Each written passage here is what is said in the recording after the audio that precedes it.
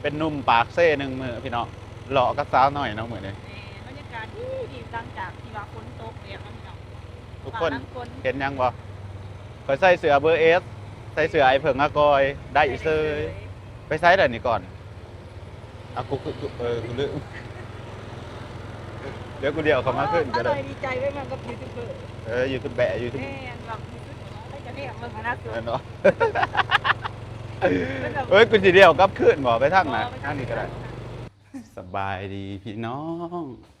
เมื่อนี้ว่าสิไปลินแคมคลองเนาะมีผู้สาวผู้หนึ่งเพิ่นโทรมาว่าให้มาหาแน่เพิ่นว่าเขาขึ้นไปสัตว์น่ะอยู่มึงเบิ่งสภาพกูไปตายกูขึ้นไปหาน่าจะพี่มังลิบเคยมาอยู่โรงแรมนี่ตอนพี่การ์ตูนมาสุดกับผักแม่นบ่เราผักก็มาจนสงปีใหม่แม่นบ่พาเรามาผักพื้นที่สภาพขึ้นลิฟต์สั่นหกแล้ววะไวมากเขาไม่ได้เย็นรอบเมื่อนี้มีผู้สาวโทรมาว่าขึ้นมาหาแน่เพิ่นว่าเพิ่นมานอนโรงแรมผู้เดียวบ่แม่นเพิ่นมาคนสิได้คนสารสมบูรณ์เราไปเที่ยวน้ำข่อยตอนนั้นเด้ผู้ใดเจอได้ในทุกคนเอื้อยตาเอาอันนี้บ่ทันไปบ่เนี่ยกดรีบไปเอื้อยตาที่ไปเที่ยวประเทศจีนน้ำเฮาตอนนั้นเนาะพี่น้องมื้อนี้เพิ่นมาปากเซ่เพิ่นโทรหาบ่าวสุกว่าขึ้นมาหาแน่เพิ่นมากินข้าวผู้เดียวอยู่รูฟท็อปสงสัยแบบเพิ่นเงาเนาะมื้อนี้แบบบ่มีหมู่เพิ่นเห็นเฮามาปากเซ่พี่น้องเพิ่นเลยโทรมาบางหนึ่งนี่แหละเอื้อยตาไปเดี๋ยวพาไปหมู่ว่าซ้ำเดียวกันบ่แล้วหลุดเอื่อยต้องบ่ฮู้คือกันน่าจะขึ้นไปอีกมั้ง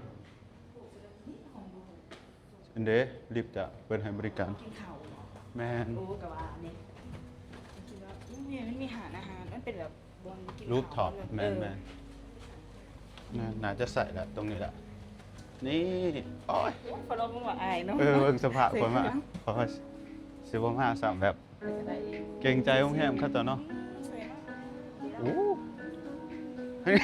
จะเบิ่งสบายดี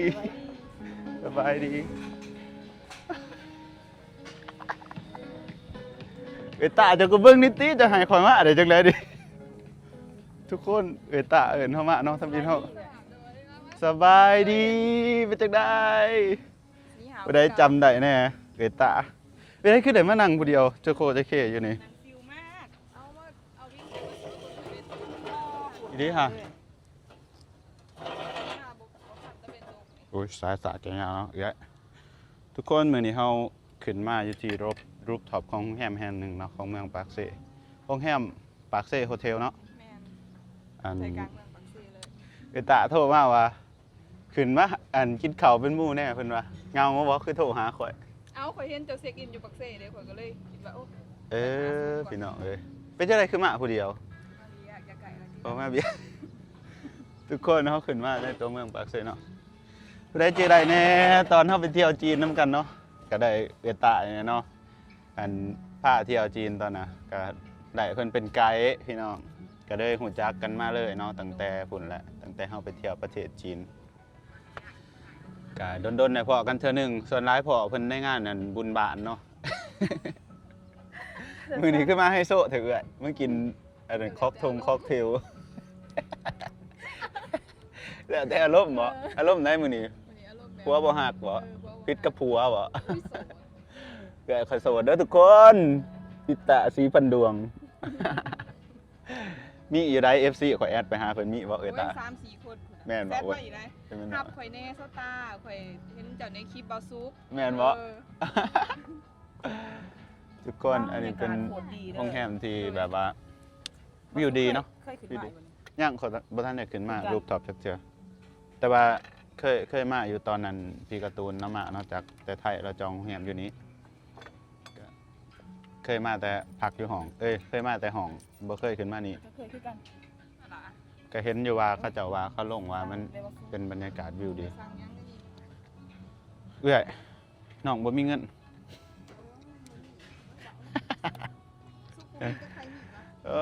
ไปกับว่าแต่บ่สุกมีเงินพี่น้องมื้อนี้มากิน เขาเป็นหมู่เอือตะเนาะพี่น้องกับบ่เคยขึ้นมาแน่ก็ได้ว่าลองขึ้นไปดีกว่าว่ะบรรยากาศน่าจะดีแต่ก็เบิ่งสภาพคนนี้เขาสิแบบว่าบ่ให้เกียรติโรงแรมครับบ่ ธรรมดาแบบบินกีฬาแต่คือเพราะนั้นมันพีคแห้ง อันนี้แต่ว่า สิวเกิน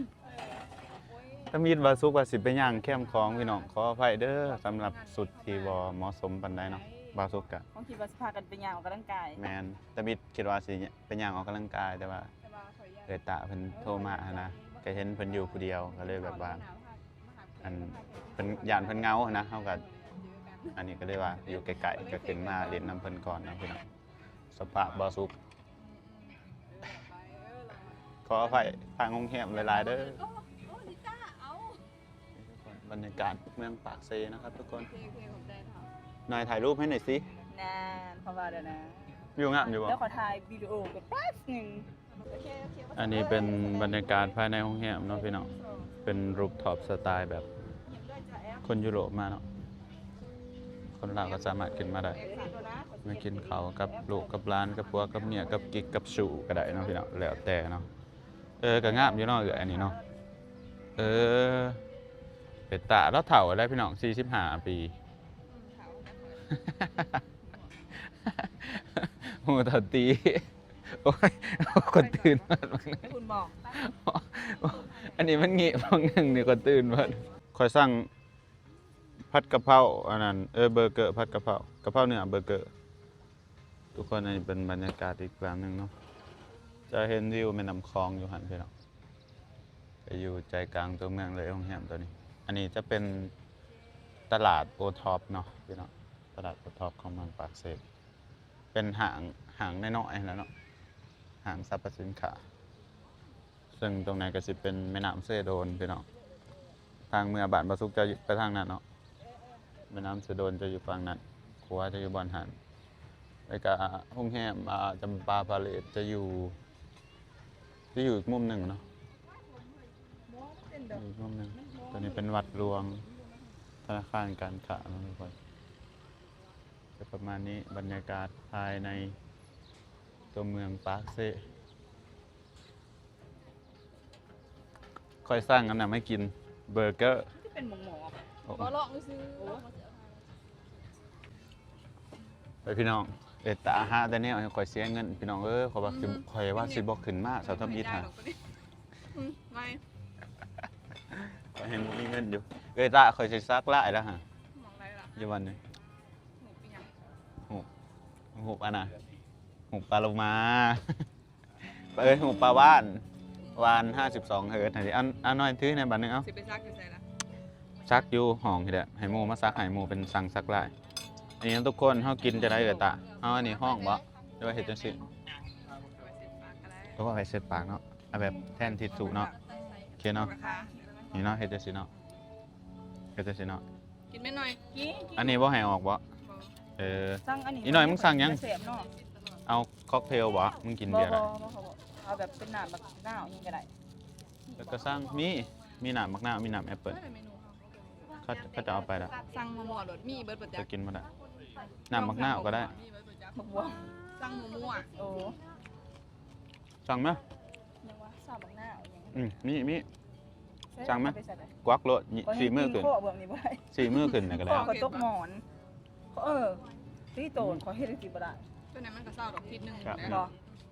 ก็สิตายนี่ตอนนี้นี่แบบปวดปวด เตต้านี่เพิ่นเป็นคนอันนี้เด้อพี่น้องเป็นคนสารวันแต่ว่าเพิ่นฮะมาเฮ็ดเวียกอยู่เมืองสนาสมบูรณ์เนาะพี่น้อง แต่ก็ ตอนนี้อยู่ไซเจ้าเป็นคนอยู่ไซกันแท้ คนอยู่สนามสมบูรณ์ อยู่สนาสมบูรณ์เนาะเจ้าเฮ็ดเวียกอยู่ใช่อยู่บอกได้บ่บอกได้ เห็ดเป็นตัวที เปียกบ่แห้ง แล้วเฮ็ดเวียกเป็นแม่เล่าหยอกแล้วพี่น้องเวียก ซะหน่อย เป็น แค่นั้นเด้อ เรื่องส่วนบุคคลแล้วซะบ่บอกซะเนาะพี่น้องเอาก็รู้จักกับเราตั้งแต่ไปเที่ยวจีนมาพุ่นแหละก็เลยบอกกันถือข้อเนาะพี่น้องนิสัยแบบ ผู้สาว นิสัยอันเดียวกัน สั่งอาหารหน่อยจ้ะ ลงกันเนาะต้นเดี๋ยว นิ เนาะ สัยตะลงเอ้าว่าจะเอาบ่ พอ เขา แบ สิ บ เอาจะกินน้ำยังมันชื่อหยังนี่ แอปเปิ้ล เอาน้ำแบบ ซาบักนาวบ่ เออ เอาซาบักนาวเย็น เอา อันนี้ เน้น แหละ สมเด้อบ่เห็นว่า จักรวาลบ่หวานเลยจักรวาล เออ เน้นสมครับว่า ความหมายแบบมันหวานแห่งก็เอาแบบ โดย นะ ค่อยก็ สมอง คอยก็สร้างอันนี้แหละอันนั้นกะเพราเนื้อเบอร์เกอร์ มากินข่าวมีแต่ยูทูบเบอร์พี่น้อง เออ มีแต่บาวซุกเด้อ เกินคอยมาอีกแล้วเพิ่นก็ได้ เอ้า อยากจะบอกให้โซ่เนาะ แต่ยังให้หมูมาถ่ายของไทย เจะก็เบิ่งคอยในตีนนี่ แบบที่แบบนักกีฬามาได้กี่บาทกี่ยังอันนั้นมันจะดี ตังมากินข้าวอยู่นี่ มาเกิบคอยดิ ตังมากินข้าวอยู่นี่ แม่น บาวตีบ่ได้มานับบ่ ส่วนอยู่เพิ่นบ่มาก ดี เลย ฮิต ส่วนนะ อืม เพิ่นหาเงินเก่งๆขอยอยากเป็นเนี่ยแล้วเด้ เอา แต่บ่มักผู้ แต่ นี้ บ่เอาเราเขียนเธอนี่ อืม เสียดายเด้อ คนเก่งๆผัดบ่มักผู้หญิงเนาะ เออ จะได้ว่าเสือเบิ่งตะเวนตกดินเนาะบ่ทันเลยว่ามากกับบ่ทันเลย ป้า นะ 6หมู่แล้วนี่ไม่เหรอ อืม วิวโคตรดีเนาะพี่น้องเมืองในนี้ป้า เดี๋ยวถ่าอันนั้นมาเนาะเดี๋ยวถ่าเบอร์เกอร์เข้ามาพี่น้องเฮาสิกินให้เบิ่งเฮาบ่เคยกินจังเทื่อ ข่อยสิบ่อ้วนบ่ ครั้งแรก เหลือยังลดหุ่นเหลือลง2โล3โลพุ่นเลย เจ้าบ่ได้อ้วนนะ ใบฝ่ายเขาคือสา พอแล้วพอแล้ว ซอยขีด เสียบเลย เฮ้ย เอากินเด้อเขากินจังได๋ล่ะบัดนี้อันนี้ฮะ เจ้าก็กิน ได้ เท่าไหร่ ฝ่ายโต เอ้าสอนกินในที่เบอร์เกอร์ เบอร์เกอร์ข้าวปาดกินจะได้เอื้อของข่อยมันคือบ่มีแนวเสียบ เอ้า อ่ะหน่อยถือนะบัดนึงเอ้า ฝ่ายโตจ้ะ หน่อยโอ้ยสาวหน่อยเจ้าก็ใส่มือจับนั่นนี่อีสาวหน่อยเฮ็ด เอา ข มั อน งข่อย เฮียลงจริง บ่แม่นเป็นเช็คซิกเนเจอร์เออ เป็นไข่ดาว นะเอาถือเบิ่งถือ เสียบของเจ้า อันนี้มันเป็นกะเพราเด้เบิ่งอันนี้เขากินจังซี่บ่เอื้อ กันแค่นี้ อันนี้เขากินยังไงอ่ะ จะเอามีดปาด มันมีปลาอา อ๋ออันนี้ปาด เออ นี่คือ คุมไว้นี่ ผู้บอกเขาบ่ยักคือกัน อ๋อโอเค แต่คนมันน้อง อุ้ย อุ้ย อาจารย์ห้องที่ทำแม่ โต มันสิบ่เหี่ยวบ่เอื้อ จะเอาไม่ทูเลยเสียบ อันนี้กินอาหารฝรั่งครั้งแรกเลย บงชู เขาติดจังซี่บ่เอื้อจังซี่บ่ เอามือจับคือการสุดท้ายกัน ฮะ สุดท้ายก็มือจับคือการแล้ว ข่อยว่าเขาเอามือจับแล้วกินจังซี่บ่ได้บ่ มันคำใหญ่โพดจะเห็นสมอง แม่นบ่ เออ ข่อยว่านี่เขากินที่ร้าน ทุ เนาะ กคนตัวใดถือคอมเมนต์บอกนี่ ผู้ใดกินเบอร์เกอร์เป็นกับบอกไปในเด้อวิธีกิน หากข่อยเห็นฝรั่งเขาจะกินนะเขาจะ เขาจับ จับ กั แล้วก็แล้วก็กัดเลย ดีบอกเขามาไปน้ำมูกเอามือจับก็ได้ อ่ะ เขาว่าเป็นจะได้รสชาติก็ซุปก็ฝากไปสัมผัสรสชาติเป็นจะได้ จะมันเป็นผัดกะเพราเบอร์เกอร์ โอ้ กะชิมบ่ซะหน่อยชิมไหม กินก้อนโลด ก็คือข้าวผัดกะเพราก็ว่าเอาแป้งเบอร์เกอร์มาใส่เนาะมีไข่ดาวนะอันนี้เฮาขึ้นมาเป็นหมู่เอตาซื่อๆได้พี่น้องจากมานั่งเป็นหมู่แล้วอีนี้ขอยอีตนจ้ะเห็นจ้ะเอาถ้าเคยบอกขอถามว่าเจะมากับไผขอถามฮะ คอยหัน เห็นจะว่าเอามานั่งผู้เดียวว่าอันนี้เป็นตาอีตนขนาดแบบว่าเบาสุขเข้าใจเนาะการไปดินไซส์คนเดียวมันแบบมันเงานะนี่เหรอตอนมันกระมวนอีกแบบหนึ่งหางมันเงาคอ หาง ยแบบคอยแบบเทอร์ตี้เลยอารมณ์คอยแบบประมาณนั้นเลย แต่ผู้เดียว มันหัดไปผู้เดียวก็ได้แต่ว่าขันมีหมู่มามันก็ดีกว่าจะเสียนะอืม แล้วมีมุงเบาเนาะ ค่อนข้างจะ โอ้ยขอบคุณค่ะสแม่ อินโทรเวิร์ดแน่เนาะเดี๋ยวกูสิปาดมึงหน่อยกูสิปาดมึงครั้งหนึ่ง โอ้ยนะกินก่อนเนาะ กูบ่อยากกินอันนี้ปะนะ ขังแดะคือกันเด้อพี่น้อง ทำอยู่เหมือนกับหมวนใส่โดยได้ผักสลัด เออ อยู่เหือทำกับมือ ยุบมันอ่ะเดยุบพักเอียงวะอันเดอร์ซันหน่อยข่อยแบ่งให้เจ้าอู้ โอ้ขอบใจมาซู กินน้ำกันอีหลาฮีตรง พอแล้วสามีมันแห้งเสื่อมยังแห้งลดหุ่น กิน โอ้แต่คนหาข่อยน้องนี่ก็เคินเนี่ย ซึ่งน้ำใจเดี๋ยวก็ใหายสิหน่อย แต่ว่าหมูยังกระตากก็หายไม่หายนะ เห็นเหนือตาแล้วไปคนเดียวหล่ะแบบเข้าใจตัวเองพี่น้องบางทุกกับมักไปไซส์มาไซส์คนเดียวคือกันนะไปดินไปเที่ยวไปยังคนเดียวมันกระม่วนอยู่ห่างมันเงาไปดินคนเดียว ก็ได้ว่าขึ้นมาดินน้ำเพลินเนาะแล้วมีหมู่เบากับมันกับแบบ มันกับหมวน มันกับม่วนมันก็ได้หัวได้หยังมีคนทายหูปให้อีก จะได้มาแล้วจังสิบางสุภาพ เออ มีคนเพียงจะบางเดียว แล้วเดาของกล่องได้บ่ บ่ได้ บ่ได้พอเธอเบาที่หลังพี่น้อง นี่ว่ามีปุ่มไปหน่อยบ่ หมู่บ่ครบบ่จักแบบว่าเป็นคนควงเนาะขยันเพิ่นแบบเป็นคนบ่ดีหั้นนะ แล้วมันเป็นผู้เดียว ปลาซุกกับเบตา พอกันเธอเดียวกันยังเข่ากันได้เนาะเอยตาเนาะแต่ว่านิสัยใจคอคล้ายๆกันฮะแบบม่วนนะเบายังกับแบบม่วนเนาะเอยตาเนาะเป็นกันเอง ก็ได้แบบหูจักก็เล่ามาเลยก็ได้คบกันมาเลยนะ แต่ว่าเราเอื่อยเราไปจีนน้ำจ้า แมน เขาเห็นแต่ในหู แมน เขาคิดว่า เล่า ซุกบอกไปให้ ตำบิด ตาเขาบอกเอื่อยเราเป็น FC จะบอกเขาว่า เออ ฝึกถ่ายเอื่อยกี่ได้แต่ละคลิป บอก แบบบ่ได้บอก ในหูลายอยู่อะไป เจ้า เดี คิ ย ระ ว อีดีเห็นไหมครับ จนเต็มนะโทรศัพท์เนาะ ก็มีแต่เล่าใช่คน คุ้มขนาดได้เนาะ เปลี่ยนที่กันท่ายเฮ้ยตาท่ายคนนี้เขาบ่เคยมากนี่เนี่ยครับเอามาอยากสิท่ายให้คนเนาะ บรรยากาศโคตรดี ในไทยที่ไปทำกันไปแล้ว ไปไทยไปซะ ไปทะเล ขอยอยากไปทะเลด้วยกันมื้อใด กระบี่ เก็บเงิน ปีหน้าบ่หรือปีนี้ฮะ มันฝนบ่ตกบ่ ปีนี้มันบ่ฮู้คืองานบ่ ปีนี้บ่มีเงินดิ ข่อยนี่บ่ พี่ มี หนา เงิน ซะ ปีหน้าที่ข่อยสิเก็บเงินปะข่อยอยากไปภูเก็ตกระบี่ เขาบ่ทัน แต่ เค ว่าย มัน เห็นทะเลจัก มันคือ เทื่ สิ เอ้ยบ่ เอาท่านเคยไปไซไหน มันต่อเครื่องสองเทื่อเนาะกันไปภูเก็ตนะขึ้นอุบลไปลงดอนเมือง อืม หรืออันนั้นสุวรรณภูมิ บ่ฮู้แล้วแต่ แล้วก็ต่อไปอันนั้นเนาะภูเก็ตเนาะ แม่น จะคือคนประเทศอันนั้นเนาะ เคยไปเท่านึง ฟิลิปปินส์ คือเฮ้ แน่นวะ อ้าวคืออะไรผิวรถหน้าแบบผิวแบบเป๊ะเลย เอาไปสอน เบต้าเอ็ด นี่นี่บอก เบต้า เอาดี สอนเพิ่นสอนดี ๆคือแล้วตาหมอเขา วะ ตรวจอยู่ทำอินอยู่ เบต้าท้ายไม่ได้เจาะอายุจักปีละ35บ่คือเท่ากันเลยเนาะ ก็คิดจะประมาณ28สักกับ สน้อยจักปีหน่อย 27สุก อ่า 26 สาวงานกับซุกเนาะ แม่นเที่ยงกันโอ้เอื้อยข่อยกินมันคือบ่งามคือเจ้ามึงที่ของข่อยมันเหี่ยลง เดี๋ เดี๋ ย ยว ว เนาะ เนาะ หายดีบ่ เออ สุกคิดว่าแล้วประมาณ28สักเก่า เอ้าสร้างเนื้อ แล้ว มากิน เอาข้อเอาดีตาเขาไปหา อีเด้ เขาบอกความจริงค่ะ เขาคือบ้า โบราณจะ ตา ขึ้น เขา หน่อย เขา บ่ได้คือเขาเขาซ้ำแล้วเขาดีเขาสิขั้นอายุเขาซ้ำดิ เบียร์ที่เอื้อยโอ้ข่อยเศร้ากินน่ะเนาะเอาเป็นอันนั้น หน่อยดีเห็นเบิ้นๆอยู่ ข่อยเศร้ากินเบียร์แล้ว นี่แฟนอีต่างประเทศเนาะแต่ว่าเจ้าคือแบบส่งแบบ เยอะ ส่งแบบแฟนแบบนอกแบบ เออ แบบสไตล์แบบฝรั่งไซโฟร์อย่างเงี้ยนะ เออ แบบจะหานะจะต้องเฮ้ยสวยสวยเนี่ยประมาณ